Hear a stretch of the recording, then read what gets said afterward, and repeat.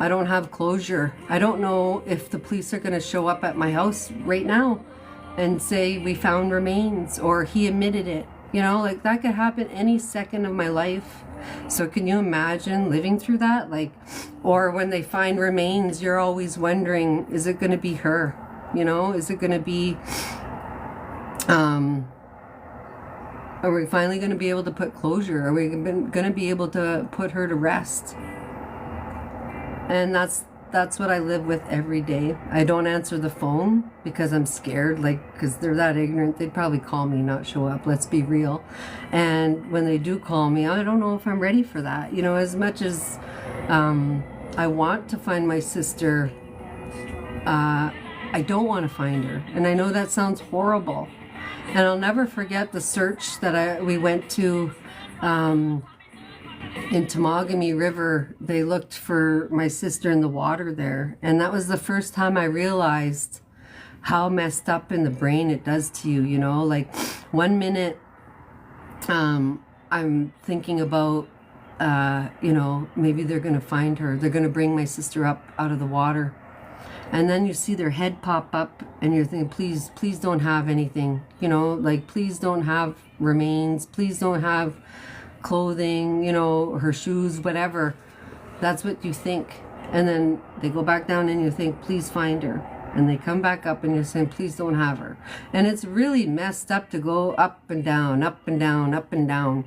And that's something that people don't really understand, because unless you go through it, you don't know. And that's why it's hard for families to talk about it, because this is the reality, you know. They looked for my sister in the dump, you know. This was in 2004. They searched the dump for my sister, the local dump.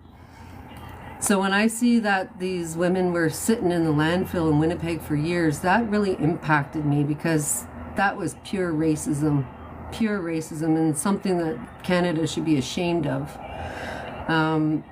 But when they were looking for my sister at the dump, you don't realize what you're watching, you know, like there's cadaver dogs, there's, you know, police all over, there's excavators, equipment, and you're thinking, how is that machinery going to find my sister? How are these dogs going to smell through the garbage? You know, like, you think all these crazy things.